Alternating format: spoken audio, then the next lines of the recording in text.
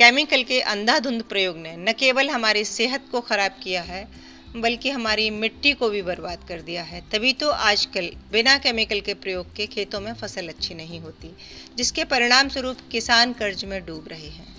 Market में जो सब्जियां हमें मिलती हैं और देखने में जो बहुत फ्रेश दिखती हैं, दरअसल उनमें बहुत सारा पेस्टिसाइड होता है जो धोने से भी नहीं निकलता। तो यही वो समय है कि जब हमें लौटना चाहिए ऑर्गेनिक खेती की तरफ। तो आप भी सोच रहे हैं क्या ऑर्गेनिक गार्डनिंग करने के लिए और नहीं जानते कि कैसे करें शुरुआत? तो नर्सरी लाइफ आपका गार्डनिंग BFF हाजिर है आपके लिए। हेलो फ्रेंड्स, मैं ममता वाजपेयी नर्सरी लाइफ के साथ एक वीडियो सीरीज के माध्यम से वेजिटेबल ग्रो करने में आपकी मदद करूंगी। लेकिन शुरुआत करने से पहले सब्सक्राइब बटन को दबाना न भूलें। तो चलिए साथ मिलकर बनाते हैं एक हैप्पी एंड हेल्दी गार्डन। साथ मिलकर शुरुआत करते हैं हैप्पी एंड हेल्दी गार्डनिंग की।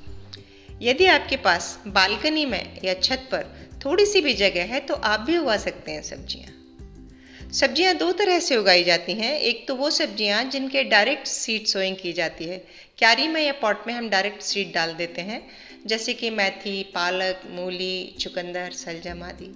दूसरी वो सब्जियां कि जिनके हम सीडलिंग तैयार करते हैं ट्रे में या पॉट में और फिर उन्हें हम उतारते हैं क्यारी में। इनमें है बैंगन, टमाटर, मिर्च, फूल गोभी, पत्ता गोभी, ब्रोकली वगैरह। तो चलिए आज हम सीखते हैं टमाटर कैसे उगाया जाता है। सबसे पहले बात कर लेते हैं कि इसकी सीडलिंग किस महीने में तैयार की जाती है। तो हम साल में 2 बार उगाते हैं, एक तो बरसात में यानी कि जुलाई अगस्त में और दूसरा सितंबर अक्टूबर में हम इसकी सीडलिंग तैयार करते हैं। सीड डालते समय सबसे पहली चीज़ देखनी है तापमान। अगर तापमान बहुत ज़्यादा है तो सीड अच्छे से नहीं उगेंगे। बहुत ठंड में भी सीड नहीं उगते हैं। तो ये हमारा 20-21 डिग्री से लेकर 28-30 तक होगा तो सीड तैयार हो जाएंगे। इसके अलावा भी और बहुत सी चीज़ें चाहिए होती हैं। पॉटिंग मिक्स लगता है, हमें पॉट लगता है और क्या क्या और चीज़ें लगती हैं, मैं आज विस्तार से आपको एक एक करके सब कुछ बताऊंगी। तो चलिए कैसे उगाते हैं सीड सीखते हैं। तो सबसे पहले हमें इसके लिए चाहिए प्लास्टिक की एक ट्रे, जिसमें कि इस तरह के खांचे बने होते हैं और ये बाज़ार में बड़े आराम से मिल जाती है। यदि आपके पास ट्रे नहीं है तो कोई बात नहीं, आप इस तरह की मिट्टी के पॉट में भी उगा सकते हैं। बस इसकी बहुत गहरा पॉट नहीं लेना चाहिए, बहुत गहरी पॉट में बीज गलने का डर रहता है। या फिर आप इस तरह के प्लास्टिक के बाउल में भी उगा सकते हैं। और हमें चाहिए कोकोपीट, नीम की खली, साथ ही हमें चाहिए वर्मी कंपोस्ट, कोकोपीट बराबर मात्रा में, नीम की खली एक गमले में 1 मुट्ठी के हिसाब से। ये वेल मिक्स करके हम इसको रख देंगे। इस सारे मिक्सचर को वेल मिक्स करके अगर हम 1 दिन पहले रख देंगे तो माइक्रोब्स पूरे में फैल जाएंगे और वो बहुत ही अच्छा होगा। नीम खली जो है ये हमें फंगस जनित रोग जो होते हैं, मिट्टी में जो फंगस होती है उससे प्लांट को बचाते हैं। और कोकोपीट क्या करता है, ये मॉइस्चर को होल्ड करके रखता है। प्लांट को जर्मिनेट होने के लिए ढेर सारा पानी नहीं, सिर्फ हल्का सा मॉइस्चर चाहिए और वो कोकोपीट करता है।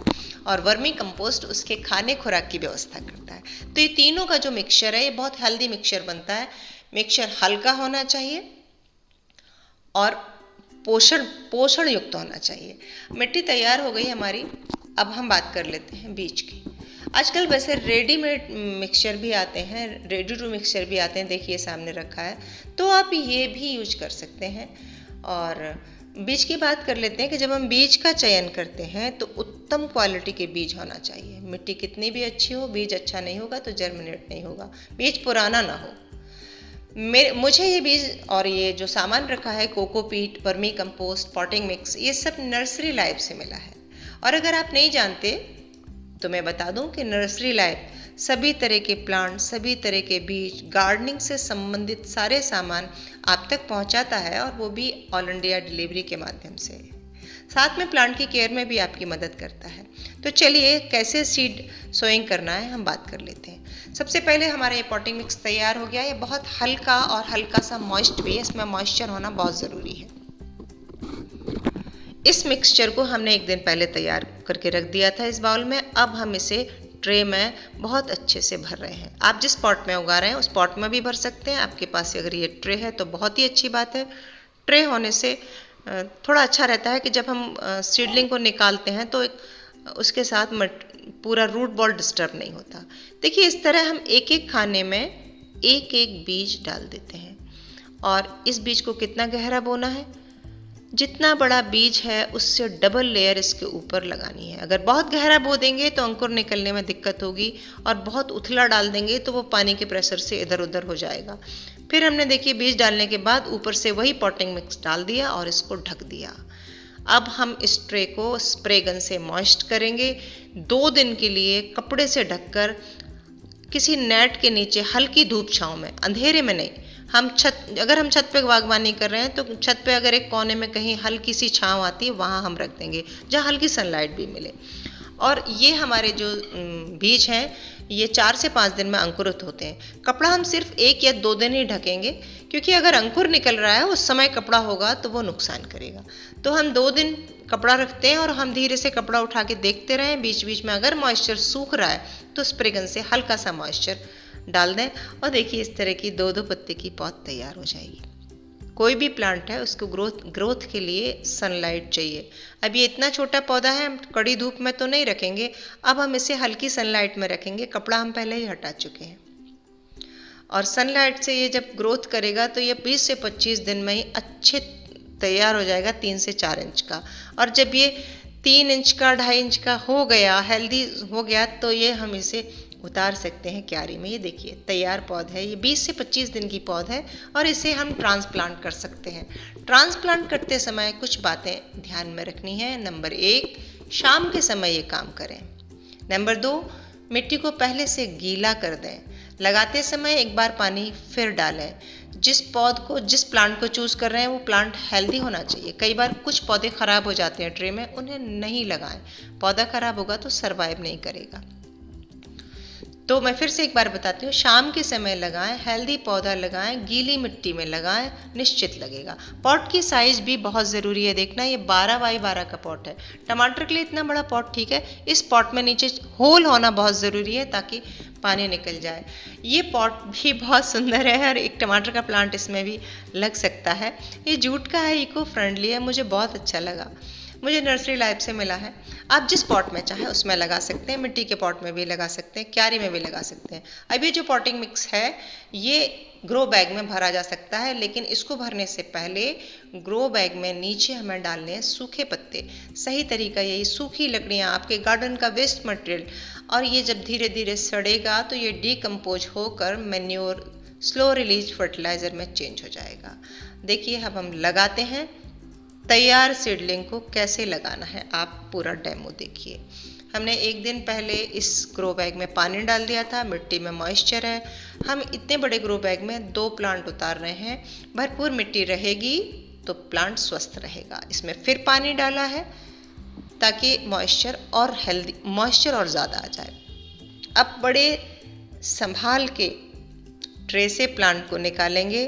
उसे ये पता ही नहीं चलेगा कि वो अपने घर से बाहर कहीं गया। देखिए उसका घर चेंज हो रहा है, लेकिन उसके घर की जो मिट्टी थी वो हम साथ में लाए हैं, मिट्टी सहित लाए हैं, तो उसे पता नहीं चलेगा और वो स्ट्रेस में नहीं आएगा। अदरवाइज जब भी हम ट्रांसप्लांट करते हैं तो प्लांट स्ट्रेस में आ जाता है और इसमें कई बार पौधे की मरने की संभावना बढ़ जाती है। बहुत हल्के हाथ से चारों तरफ से मिट्टी प्रेस करेंगे ताकि कोई एयर पॉकेट न रह जाए। ऊपर से फिर पानी से नहला देंगे और बस ये प्लांट हो गया। 1 हफ्ते बाद ये अच्छा हेल्दी ग्रो कर जाएगा और 2-3-4 इंच का हो जाएगा। बहुत आसान है। देखिए अब ये और 1 हफ्ते बाद का पौधा है। अब हमें क्या करना है? अब हम इसकी निराई गुड़ाई कर सकते हैं। इसमें लिक्विड मैन्योर दे सकते हैं, वर्मी कंपोस्ट दे सकते हैं। हर 15-20 दिन में 1-1 मुट्ठी खाद डालते रहना चाहिए। टमाटर जब बढ़ता है तो उसको सहारे की ज़रूरत होती है तो स्टिक लगा सकते हैं। नीम ऑयल या कोई भी ऑर्गेनिक पेस्टिसाइड ज़रूर रखें, क्योंकि पौधा अगर बढ़ता है तो पेस्ट आना ये एक हिस्सा है गार्डनिंग का। इसे हमें झेलना ही पड़ता है और हम पहले इसे कंट्रोल करें। तो हम पहले से नीम ऑयल छिड़कते रहेंगे तो कम दिक्कत आएगी। देखिए इस तरह ये सहारे के साथ चढ़ा हुआ मेरा पुराना टमाटर है और अब फ्रूटिंग होने लगी। 3 महीने के अंदर आपको फ्रूटिंग मिल जाती है और फल तैयार हो जाते हैं। मैं फटाफट फिर से रिपीट करती हूँ। हमें चाहिए कोकोपीट, वर्मी कंपोस्ट, नीम खली। अक्टूबर नवंबर में इसकी हम सीड सोइंग कर सकते हैं, जुलाई अगस्त में कर सकते हैं। एक स्टिक चाहिए लगाने के लिए, और बस इतना अगर आपको याद रहा तो आप आराम से उगा सकेंगे टमाटर। मुझे लगता है मैंने स्टेप बाय स्टेप सब चीज़ें बताई हैं। आप अगर हर चीज़ को फॉलो करेंगे और मेरे बताए ढंग से लगाएंगे तो पक्का आपको ये लाल लाल सुंदर सुंदर टमाटर खाने को मिलेंगे। देखिए ये बहुत टेस्टी होते हैं और ये गुच्छों में फलते हैं और इनमें वैसे रोग भी कम लगते हैं। गार्डन में एक टमाटर का पौधा ज़रूर होना चाहिए। एक तो ये रंग भी देते हैं तो ये बहुत ब्यूटीफुल भी लगते हैं और स्वाद तो है ही इनका। चेरी टमाटर जब आपके पेड़ में लगेंगे तो आप देखिए कितना देखने में आनंद आता है। गार्डनिंग हमेशा ही एक थेरेपी है जो आपको सुकून देती है। उम्मीद है वीडियो पसंद आया होगा और अब आप उगा सकेंगे आसानी से टमाटर। आपके कुछ क्वेश्चन हो तो care@nurserylife पर हमें ईमेल करें, और अगर आप बना रहे हैं गार्डन तो अपनी इमेज में हमें टैग करें, और सीखते रहने के लिए नर्सरी लाइफ को लाइक करें। नर्सरी लाइफ को फेसबुक और इंस्टाग्राम पर फॉलो करें। तब तक कीप ऑन प्लांटिंग हैप्पीनेस।